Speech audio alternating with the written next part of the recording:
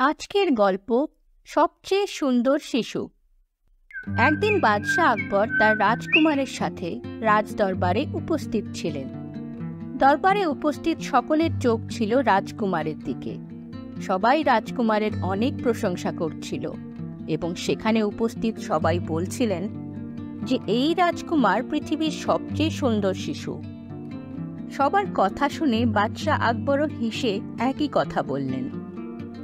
হ্যাঁ, রাজপুত্র পৃথিবীর সবচেয়ে সুন্দর সন্তান। সম্রাট আকবরের এই বক্তব্যের সাথে সকল দরবারীও একমত হল।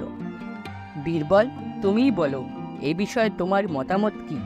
মহারাজ, রাজপুত্র যে সুদর্শন তাতে কোনো সন্দেহ নেই, কিন্তু আমার মতে রাজপুত্র পৃথিবীর সবচেয়ে সুন্দর সন্তান নয়। বীরবল, তোমার এটা বলার মানে কি?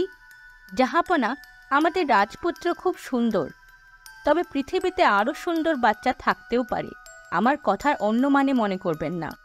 তাহলে কি আমার এটাই মনে করা উচিত যে পৃথিবীর সবচেয়ে সুন্দর শিশুটি আমার রাজপুত্র নয়? হ্যাঁ জাহাপনা, এটাই আমার কথার অর্থ। বীরবল, তুমি যদি বলো পৃথিবীতে রাজপুত্রের চেয়েও সুন্দর একটি শিশু আছে, তাহলে তাকে আমাদের সামনে নিয়ে এসো।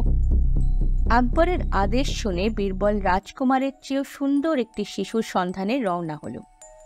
তারপর অনেক দিন কেটে গেল এবং একদিন বীরবল রাজদরবারে এলো। বীরবল, একা কেন এসেছো?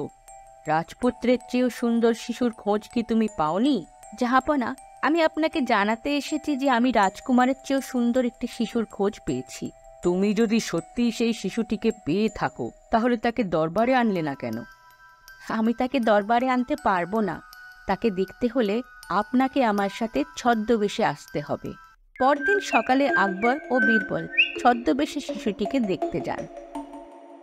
বীরবল আকবরকে একটি কুঁড়ে ঘরে নিয়ে যান। সেখানে একটি ছোট্ট শিশু কাদা নিয়ে খেলা করছিল। হুজুর, এই হলো সবচেয়ে সুন্দর বাচ্চা। বীরবলের এই কথা শুনে আকবর রেগে আগুন হয়ে উঠলেন। এ কি রসিকতা তোমার? এত সাহস যে এই কুঁড়ে ঘরে থাকা গরিব ও কুৎসিত শিশুটিকে সবচেয়ে সুন্দর শিশু বলো? আকবরের কথা শুনে শিশুটি জোরে জোরে কাঁদতে থাকে। বাচ্চাটির কান্না শুনে তার মা, যে জল আনতে গিয়েছিল, কুঁড়ে ঘরের ভিতরে গিয়ে আকবরকে এদিকে বললেন, তুমি আমার সন্তানকে কুৎসিত বললে কি করে? আমার সন্তান পৃথিবীর সবচেয়ে সুন্দর শিশু। আমার সন্তানকে আবার কুৎসিত করলে তোমায় আমি লাঠি দিয়ে মারব। বাদশাহ আকবর মায়ের কথা শুনে চুপ হয়ে যান এবং বীরবলকে নিয়ে রাজপ্রাসাদের দিকে এগিয়ে যান। জাহাপনা, আশা করি এখন সব বুঝতে পেরেছেন। হ্যাঁ বীরবল, এখন আমি ভালো করে বুঝেছি। সন্তান যেরকমই হোক না কেন, মা বাবার কাছে তাদের সন্তান পৃথিবীর সবচেয়ে সুন্দর সন্তান। জাহাপনা, আমি খুশি যে আপনি আপনার ভুল বুঝতে পেরেছেন। আমি শুধু চাই আপনি রাজপুত্রকে ভালো শিক্ষা দিন, কারণ আমাদের কোনো কিছু নিয়ে গর্ব করা উচিত নয়। বীরবলের বুদ্ধিমত্তায় আকবর খুশি হলেন এবং দুজনেই খুশি হয়ে রাজপ্রাসাদের দিকে এগিয়ে গেলেন। আজকের এই গল্পটা ভালো লেগে থাকলে লাইক বাটনটা প্রেস করুন আর সাবস্ক্রাইব করতে একদম ভুলবেন না যেন। তাহলেই আরও অনেক অনেক মজার গল্প নিয়ে আমরা আবার হাজির হব আপনাদের কাছে।